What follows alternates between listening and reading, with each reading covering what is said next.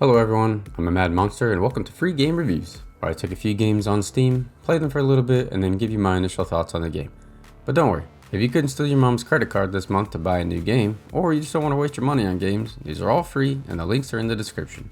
Let me know if you want me to review any specific games or genres in the future.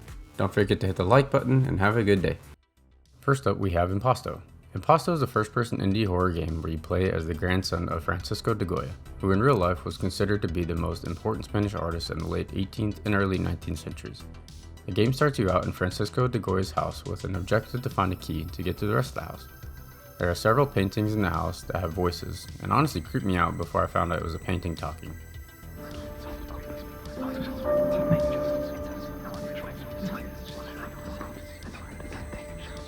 To continue, you walk through one of the paintings and into the village of Zaragoza. Once inside, you must sneak around to avoid being consumed by the painting like I was, which I gotta say was kinda hard at times.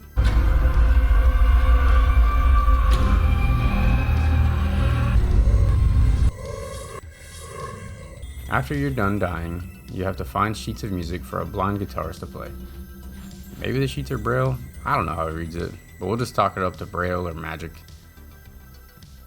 After you collect the sheets, he plays the songs, which opens the doorway and allows you to leave the village of Zaragoza.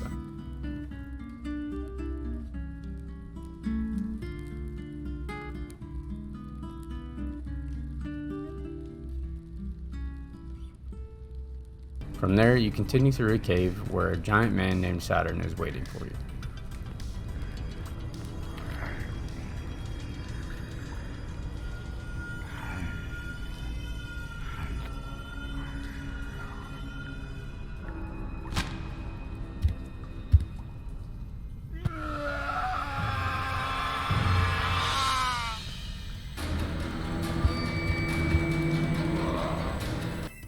After dying and sneaking past him, he's friendly and opens another door which ends the game. Overall, the initial impressions I got from the game was that it was focused largely on the art style of Francisco de Goya, and the visuals of the game definitely show that. Impasto only took a little over an hour to complete from start to finish. I liked the premise of the story and the objectives were fairly straightforward. A couple times I had a bug where I turned into an ant and was practically inside the ground and could only get out after clearing a checkpoint and restarting. However, it didn't make the game unplayable. All in all, if you have an hour to spare, I would definitely recommend it.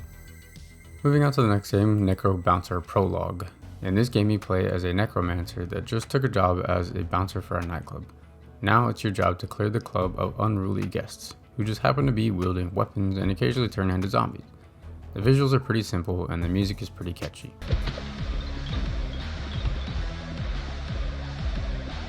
For as simple as it is, the game was actually pretty difficult. After an hour, I was finally able to beat the first boss, the Scarecrow.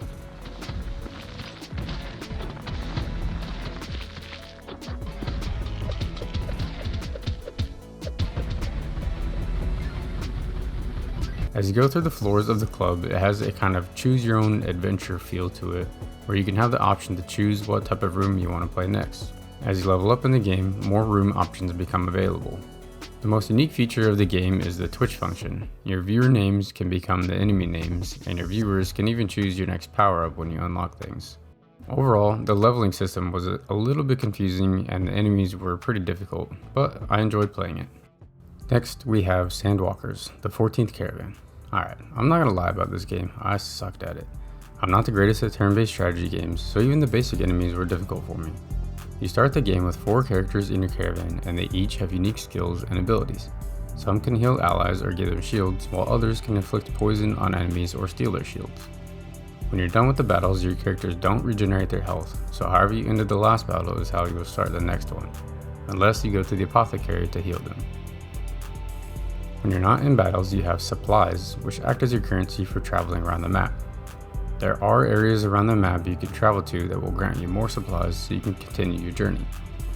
If you run out of supplies and you continue to travel, the weakest members in your caravan will start to die off. You can completely avoid getting into fights if you want, but I'm too stubborn for that and I wanted to show you what a fight looked like. With playing the game more, you can probably figure out how to move around as efficiently as possible to not kill yourself and to complete the quests. If anything, I think the game is worth a try for a little bit, and if turn-based strategy games are your thing, then you may find this is a game you'll like. Lastly, we have Steamcore. Steamcore is a game heavily reliant on Twitch streaming. When you stream, you'll get massive bonuses in the game and boost you to the top of the leaderboard. When you spawn into the game for the first time, you create your own planet. On the planet, you'll have a warp zone and a thermal vent coming from the planet. You have to go to the vent and build a Steamcore extractor. Once you collect Steam cores, you can take them to your warp zone and warp to other planets. You will warp to a random planet that has been occupied by another player. You might encounter the online player, or you could be there on your own, but your goal remains the same: collect Steam cores and warp to other planets. Each time you warp, there are basic level enemies that will drop resources for you to collect to help you level up and get better equipment. Overall, the mission of the game is pretty simple and easy to understand. If you want a semi-relaxing PvP shooter, then Steamcore might be the one for you. That's going to do it for today's video. Let me know if you liked any of the games I reviewed or what you thought about them if you've already played them. I'm working on making more review videos, so if you'd like to see more, hit the like button and subscribe. See ya!